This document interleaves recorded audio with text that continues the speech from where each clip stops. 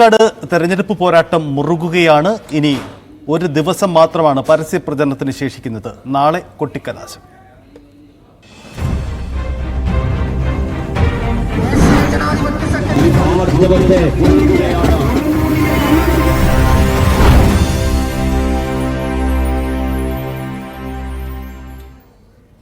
സംസ്ഥാന രാഷ്ട്രീയത്തിൽ ഇത്രയധികം കോളിളക്കമുണ്ടാക്കിയ ഒരു ഉപതെരഞ്ഞെടുപ്പ് സമീപകാലത്തുണ്ടായിട്ടില്ല. കാരണം പാലക്കാട് തെരഞ്ഞെടുപ്പിൽ അത്രയധികം മാറിമറിയുന്ന വിഷയങ്ങളാണ് ഉണ്ടായത്. ത്രികോണ പോരാട്ടം എന്നത് തുടക്കത്തിൽ തന്നെ നമ്മൾ പ്രതീക്ഷിച്ചതാണ്. പക്ഷേ തുടക്കം മുതൽ തന്നെ കൂറുമാറ്റവും രാഷ്ട്രീയ നീക്കങ്ങളും സങ്കീർണ നാടകീയ നീക്കങ്ങളുമൊക്കെയുമായി പാലക്കാട് രാഷ്ട്രീയം അതിൻ്റെ അവസാന മണിക്കൂറുകളിലും സങ്കീർണത പ്രകടിപ്പിക്കുകയാണ്. പാലക്കാട് ഉപതെരഞ്ഞെടുപ്പിന്റെ പരസ്യ പ്രചരണം നാളെ അവസാനിക്കും. പ്രചരണത്തിന്റെ അവസാന മണിക്കൂറുകളിലും പ്രചരണ വിഷയങ്ങൾ മാറിമറിയുന്നു എന്നതാണ് പ്രത്യേകത. പാലക്കാട് മുഖ്യമന്ത്രി പിണറായി വിജയൻ ഇന്ന് 3 പൊതുയോഗങ്ങളിൽ പങ്കെടുക്കും. AICC ജനറൽ സെക്രട്ടറി KC വേണുഗോപാലും ഇന്ന് മണ്ഡലത്തിലുണ്ട്. ഇത് സംസ്ഥാന അധ്യക്ഷൻ കെ സുരേന്ദ്രന്റെ നേതൃത്വത്തിലാണ് BJPയുടെയും പ്രചരണ പരിപാടികൾ നടക്കുന്നത്. ഇതിനിടെ കോൺഗ്രസിൽ ചേർന്ന സന്ദീപ് വാര്യർ ഇന്ന് രാവിലെ പാണക്കാടെത്തി. PK കുഞ്ഞാലിക്കുട്ടിയും സാദിഖ് അലി തങ്ങളും ഉൾപ്പെടെ സന്ദീപ് വാര്യരെ സ്വീകരിച്ചു. പാണക്കാട് വന്നു, തങ്ങളുടെ മുന്നിൽ വന്നു എന്ന് പറയുന്നത് മതസൗഹാർദ്ദം ഉയർത്തിപ്പിടിക്കാനുള്ള ഒരു അഭിവാഞ്ഛയാണ്. നാളെ UDFന്റെ എല്ലാ ലീഡേഴ്സിനെയും ശ്രീ സന്ദീപ് വാര്യർ കാണും. അവിടെ ബിഷപ്പ്മാരും അതുപോലെ തന്നെ മതപണ്ഡിതന്മാരെല്ലാവരും ഉണ്ടാവും. അങ്ങനെയുള്ള ഒരു കൾച്ചർ ജീവിതം വേണം എന്നുള്ളതാണ്. ഒരു വളരെ വിഭാഗീയമായ തരത്തിൽ പോകുന്നതിനോട് താല്പര്യമില്ല, അത് മനം മടുത്തു എന്ന് അദ്ദേഹം പറഞ്ഞു. അതാണ് നമ്മൾ സ്വാഗതം ചെയ്യേണ്ട ഏറ്റവും വലിയ വശം. അവസാന അഭയകേന്ദ്രം BJP അല്ല. അവസാനം ഇന്ത്യയെ രക്ഷിക്കാൻ കോൺഗ്രസിനും ഇന്ത്യ മുന്നണിക്കും തന്നെ സാധിക്കുള്ളൂ എന്നുള്ളത് ആണ് ഇന്നിപ്പോൾ ഇവിടെ കൊടുത്തിരിക്കുന്ന ഈ പഠനത്തിന്റെ അർത്ഥം. കൂടുതൽ അദ്ദേഹത്തിന്റെ കഴിഞ്ഞ കാലങ്ങളിലുള്ള നിലപാടുകളൊക്കെ മാറ്റി മതത്തിന്റെയും രാഷ്ട്രീയത്തിന്റെയും സൗഹാർദ്ദത്തിന്റെയും രാഷ്ട്രീയ ഭൂമിയിലേക്ക് നടന്നുകൊണ്ടിരിക്കുകയാണ്. ഏറെ സന്തോഷമുണ്ട്. ക്ഷേത്രങ്ങളൊക്കെ തന്നെ കണ്ട പരിചയമുണ്ട്. ആയിരത്തി ബന്ധം ഇവിടെ കടന്നു വന്നതോടുകൂടി ഞങ്ങളത് കൂടുതൽ ആസ്വദിക്കുകയാണ്. എല്ലാ വിജയങ്ങളും നേടും.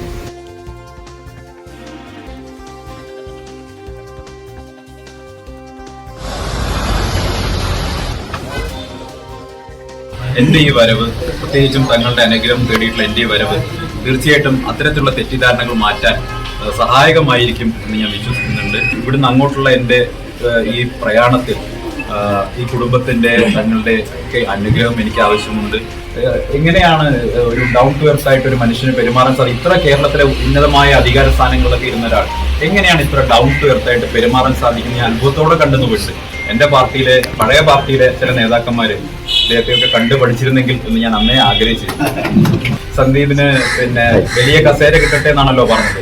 ഇരിക്കുന്ന കസേരയുടെ മഹത്വം അറിയാത്തവരാണ് ആ രീതിയിലുള്ള കാര്യങ്ങളൊക്കെ പറയുന്നത്. ഇപ്പോ ഇന്ന് എനിക്ക് കിട്ടിയിട്ടുള്ളത് ഒരു വലിയ കസേര തന്നെയാണ്. കൊടപ്പനക്കൽ തറവാട്ടിൽ വന്ന് തങ്ങളുടെ കൂടെ ഇരിക്കാൻ ഒരു കസേര കിട്ടിയിട്ടുണ്ടെങ്കിൽ അതൊരു വലിയ കാര്യം തന്നെയാണ്.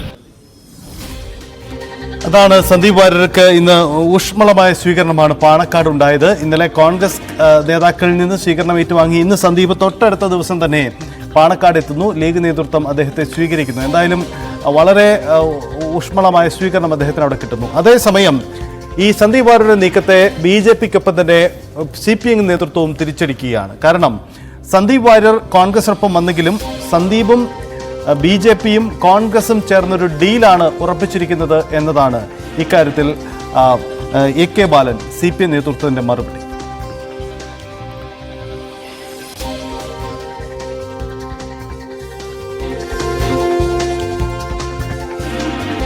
BJP RSS UDF ഡീൽ എങ്ങനെയാണ് പുറത്തു വന്നത് എന്നുള്ളതാണ് ഇന്നലെ വ്യക്തമായത്.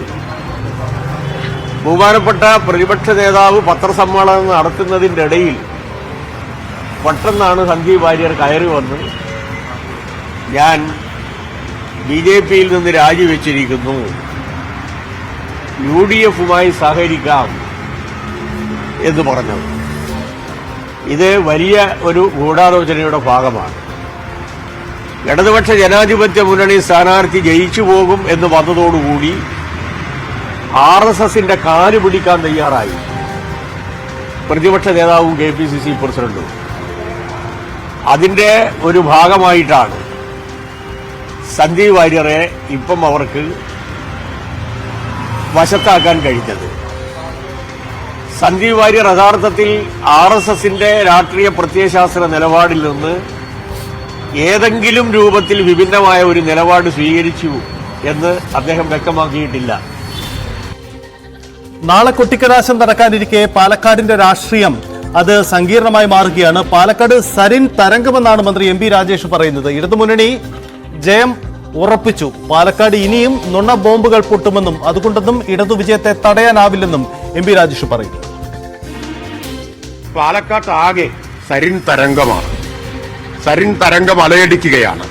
ആ സരിൻ തരംഗത്തെ കൂടുതൽ ശക്തിപ്പെടുത്തുന്നതാണ് ഈ വർഗീയതയുടെ കാളകൂടത്തെ ഇപ്പോൾ കോൺഗ്രസ് സ്വീകരിച്ചിരിക്കുന്നു എന്നത്. ഈ സരിൻ തരംഗത്തെ തെരഞ്ഞെടുപ്പിന്റെ അവസാന ഘട്ടമാവുമ്പോൾ അലയടിക്കുന്ന തരംഗത്തെ ഇതുകൊണ്ടൊന്നും മറികടക്കാൻ പറ്റില്ല. ഇനി അടുത്ത 2 ദിവസത്തേക്ക് ഇവർ കരുതി വെച്ചിട്ടുള്ള നുണ ബോംബ് എന്താണ് എന്നത് സംബന്ധിച്ചും കോൺഗ്രസിൽ നിന്ന് ഞങ്ങൾക്ക് വിവരങ്ങളുണ്ട്. അതാണ് പാലക്കാട് ഇനിയും പലതും കാണാനിരിക്കുന്നു എന്നതാണ് അവസാന നിമിഷവും MP രാജേഷിനും അങ്ങനത്തെ ചില കാഴ്ചപ്പാടുകളുണ്ട്. അത് അവർ പങ്കുവയ്ക്കുകയും ചെയ്യുന്നു. VV അരുണും ഒപ്പം G ശ്രീജിത്തുമുണ്ട്.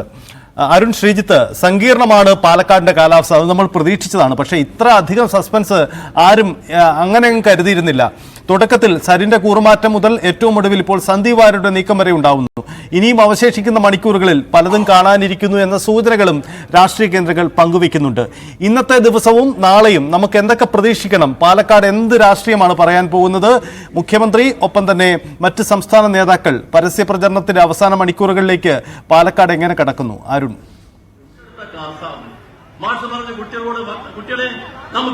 പാലക്കാട് ഇനിയും എന്തും പ്രതീക്ഷിക്കാവുന്ന അവസ്ഥയാണ്.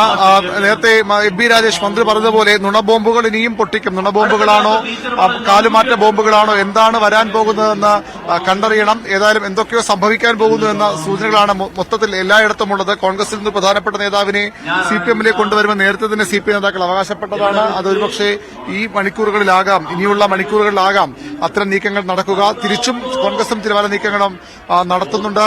സന്ദീപ് വാര്യരുടെ BJP വിട്ട് കോൺഗ്രസിലേക്കുള്ള പ്രവേശനം തന്നെയാണ് ഇപ്പോൾ ഏറ്റവും അധികം ചർച്ചയായി ഇവിടെ മാറുന്നത്. അത് ചർച്ചയാക്കാൻ തന്നെയാണ് CPM BJPയും ശ്രമിക്കുന്നത്. സന്ദീപ് വാര്യർ നേരത്തെ ഉള്ള പ്രത്യയശാസ്ത്രം വിട്ടല്ല, പൂർണ്ണമായും ആ പ്രത്യയശാസ്ത്രവുമായാണ് കോൺഗ്രസിലേക്ക് പോയതെന്ന ആരോപണമാണ് ഇപ്പോൾ CPM ഉന്നയിക്കുന്നത്.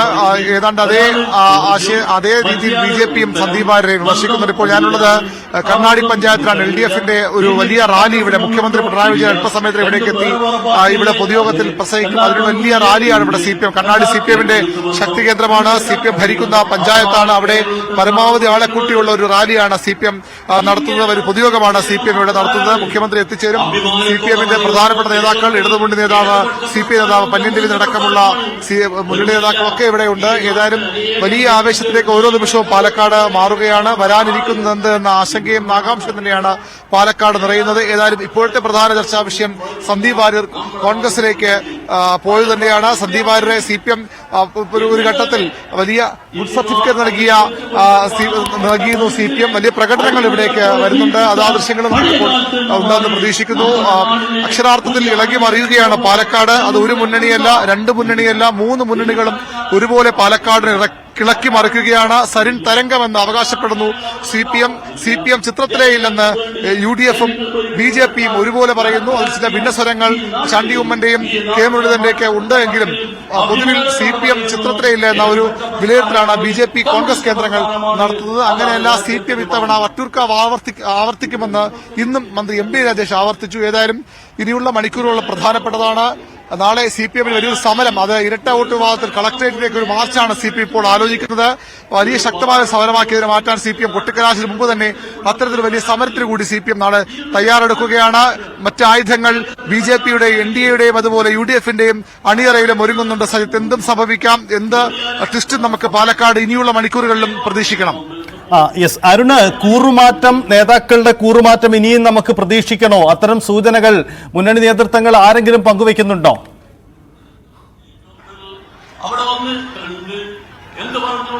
അത്തരം സൂചനകൾ തന്നെയാണ് പുറത്തു വരുന്നത്. ആദ്യം മുതൽ CPM നേതാക്കൾ നേതൃത്വം പറഞ്ഞ ഒരു കാര്യം, ഒരു വലിയ മാറ്റം കോൺഗ്രസിൽ നിന്ന് CPM-ലേക്ക് ഉണ്ടാകും. ഇപ്പോൾ വന്നതൊന്നുമല്ല, അതിനപ്പുറത്തേക്ക് വലിയ പേര്, നിങ്ങൾ ഒരുപക്ഷെ ദിവസങ്ങളും ആ വാർത്തയ്ക്ക് പിന്നാലെ തന്നെ പോകേണ്ടി വരുമെന്ന ഒരു അവകാശവാദവുമായാണ് CPM നേതൃത്വം അക്കാര്യം സൂചിപ്പിച്ചത്. പക്ഷേ ഇതുവരെയും ആരാന്ന് കൃത്യമായ ഒരു വിവരം പുറത്തു വന്നിട്ടില്ല. പക്ഷേ അങ്ങനെ തന്നെ പ്രതീക്ഷിക്കണമെന്ന് ഇപ്പോഴും പറയുന്നു.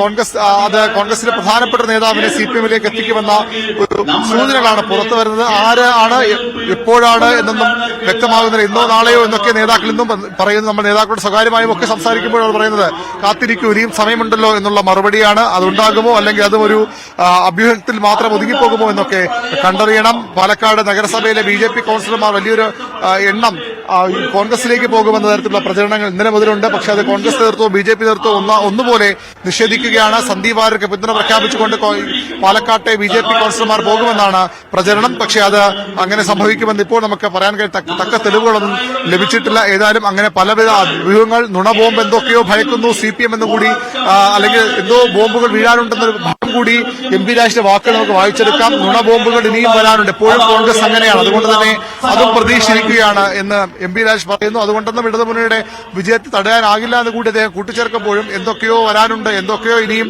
ഇവിടെ പൊട്ടാനുണ്ട്. രാഷ്ട്രീയ ബോംബുകൾ, അത് നുണബോംബാണോ അല്ലെങ്കിൽ ബോംബുകളാണോ എന്നൊക്കെ പൊട്ടിയ ശേഷം നമുക്ക് അറിയും. എന്തൊക്കെയോ ഒരു വലിയ ആകാംക്ഷ, വലിയൊരു അഭ്യൂഹം, വലിയ ചിന്തകൾ ഇങ്ങനെ പാലക്കാടിന്റെ തെരഞ്ഞെടുപ്പ് ആനത്ത് ഉരുണ്ടുകൂടുന്നുണ്ട് മേഘങ്ങളായി.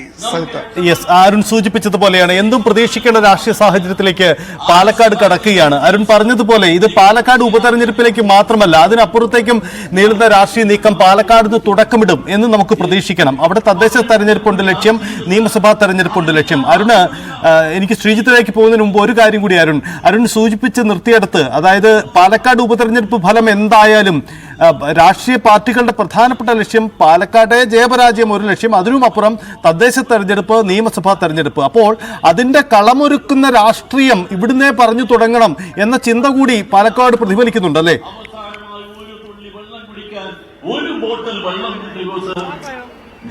തീർച്ചയായും പാലക്കാട് ഒരു പരീക്ഷണശാലയാണ്.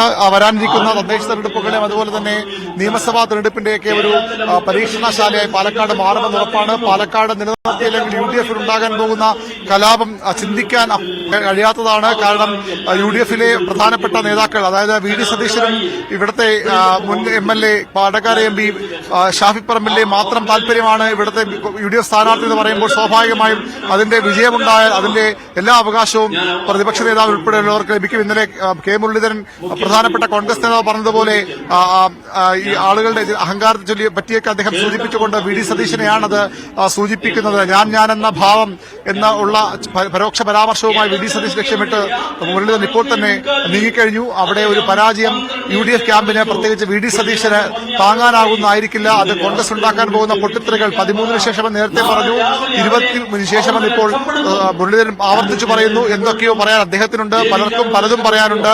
അതുകൊണ്ട് തന്നെ കോൺഗ്രസ് രാഷ്ട്രീയം ഉണ്ടാക്കാൻ പോകുന്ന പൊട്ടിത്തെറികൾ ചെറുതാകില്ല. മറുവശത്ത് CPM-ന് പാലക്കാട് ഒരു അക്ഷാർത്ഥ പരീക്ഷണമാണ്. 3ാം സ്ഥാനത്ത് നിൽക്കുന്ന മണ്ഡലമാണ്. അവിടെ നില മെച്ചപ്പെടുത്തിയാൽ CPM-ന് പിടിച്ചു നിൽക്കാം. ചേലക്കര കൂടി ഇതിനൊപ്പം നമ്മൾ കണ്ടുപോകണം. ചേലക്കരയിൽ ഒരു പരാജയം ഉണ്ടായാൽ അത് ഇടതു സർക്കാരിന്, CPM-ന്, പിണറായി വിജയനൊക്കെ ഉണ്ടാക്കാൻ പോകുന്ന തിരിച്ചടി ചെറുതല്ല. പാലക്കാട് വലിയൊരു തിരിച്ചടിയാണ്. നേരത്തെയുള്ള വോട്ടുകൾ പോലും കുറഞ്ഞു പരാജയമാണ് എത്തുന്നതെങ്കിൽ അവിടെ മറുപടി പറയേണ്ടി വരുന്നത് CPM-ന്റെ പാലക്കാട് ജില്ലാ നേതൃത്വമാകും. സംസ്ഥാന നേതൃത്വം ചോദ്യം ചെയ്യപ്പെടും. എന്തിനാണ് അവസാന നിമിഷം ഇത്തരമൊരു കാലുമാറ്റവുമായി ഇവിടെ പാലക്കാട് CPM-ന് വലിയ വേരുകളുള്ള മണ്ഡലത്തിൽ എന്തിനൊരു കോൺഗ്രസുകാരെ മത്സരിപ്പിച്ച് ചോദ്യത്തിന് മറുപടി പറയേണ്ടി വരും. അങ്ങനെ CPM-നും കാര്യങ്ങൾ എളുപ്പമാകില്ല. CPM-ന് ഇവിടെ നില വിജയിക്കും, രണ്ടാമതെത്തുമെന്നൊക്കെ അവർ അവകാശപ്പെടുന്നുവെങ്കിലും ഒരു നില മെച്ചപ്പെടുത്തലുണ്ടായാൽ തന്നെ CPM-ന് പാലക്കാടിന്റെ കാര്യത്തിൽ പിടിച്ചെടുക്കാം. പക്ഷെ ചേലക്കര അങ്ങനെയല്ല. ചേലക്കരയിൽ വിജയിച്ചേ മതിയാകൂ. BJP-ക്കാകട്ടെ പാലക്കാടല്ലെങ്കിൽ പിന്നെ എവിടെയാണ് അവർ വിജയിച്ചു കയറുക എന്ന ചോദ്യമാണ് അവർ ഉയർത്തുന്നത്. കഴിഞ്ഞ തവണ നിസ്സാര വോട്ടിന് തോറ്റുപോയൊരു മണ്ഡലം, BJP-ക്ക് ഇത്രയധികം അടിവേരുകളുള്ള, അത്രയധികം ജനസ്വാധീനമുള്ള ഒരു മണ്ഡലം പാലക്കാട്. BJP ഭരിക്കുന്ന ഒരു മുനിസിപ്പാലിറ്റി, അവിടെ മുനിസിപ്പൽ കേന്ദ്രങ്ങളിൽ വോട്ട് കൊണ്ട് മാത്രം അവർക്ക് വലിയ മുന്നേറ്റം ഉണ്ടാക്കാൻ കഴിയുമെന്ന പ്രതീക്ഷ. അങ്ങനെ BJP-ക്കും വലിയ പ്രതീക്ഷ നൽകുന്ന മണ്ഡലം. അത് പരാജയത്തിലേക്ക് പോയാൽ അവരും മറുപടി പറയേണ്ട മണ്ഡലം. കാരണം അവരുടെ സ്ഥാനാർത്ഥിയുടെ കാര്യത്തിൽ പോലും ശോഭാ സുരേന്ദ്രൻ മത്സരിക്കണമെന്ന ആഗ്രഹം പ്രവർത്തകർക്കുണ്ടായിരുന്നു, വലിയൊരു വിഭാഗം നേതാക്കൾക്കുണ്ടായിരുന്നു. അതൊക്കെ മാറ്റിമറിച്ചുകൊണ്ട് കൃഷ്ണകുമാറിനെ വീണ്ടും സ്ഥാനാർത്ഥിയാക്കിയതിനെ ന്യായീകരിക്കണമെങ്കിൽ അവിടെ മികച്ച പ്രകടനം, ഒന്നൊരു വിജയം അല്ലെങ്കിൽ വിജയത്തിനോട് തൊട്ടടുത്ത ഒരു രണ്ടാമത് സ്ഥാനമെങ്കിലും BJPക്ക് ലഭിച്ചേ മതിയാകും, അല്ലെങ്കിൽ അവിടെയും കാര്യങ്ങൾ പ്രശ്നത്തിലാകും. ആദ്യം ആ പ്രശ്നങ്ങൾ പരിഹരിച്ചു വേണം അവർ ഈ മൂന്ന് മുന്നണികൾക്കും തദ്ദേശ തെരഞ്ഞെടുപ്പിലേക്ക് നീങ്ങാൻ. തൊട്ടു പിന്നാലെ മാസങ്ങൾക്കപ്പുറമുള്ള നിയമസഭാ തെരഞ്ഞെടുപ്പിലും. അങ്ങനെ പാലക്കാട് ഉപതെരഞ്ഞെടുപ്പ് ഒരു പ്രതീകം മാത്രമാണ്, ഒരു അടയാളം മാത്രമാണ്, അല്ലെങ്കിൽ വരാനിരിക്കുന്ന കേരള രാഷ്ട്രീയത്തിലെ വലിയ സംഭവവികാസങ്ങളുടെ തുടക്കമായി മാറുന്ന ഒരു തെരഞ്ഞെടുപ്പാണ്. അതുകൊണ്ട് തന്നെ എല്ലാ തരത്തിലും മുന്നണികൾ കാത്തിരിക്കുകയാണ് പാലക്കാട് ഉപതെരഞ്ഞെടുപ്പിന്റെ ഫലത്തിനായി. അത്രയധികം വീർപ്പൊഴുക്കുന്നുണ്ട് മൂന്ന് മുന്നണികളും ഇവിടെ തങ്ങളുടെ അസ്തിത്വം നിലനിർത്താൻ, തങ്ങളുടെ നിലപാടുകൾ ഉയർത്തിപ്പിടിക്കാൻ. അതാണ് അരുൺ സൂചിപ്പിച്ചതാണ് അതിന്റെ രാഷ്ട്രീയം. ജി ശ്രീജിത്ത്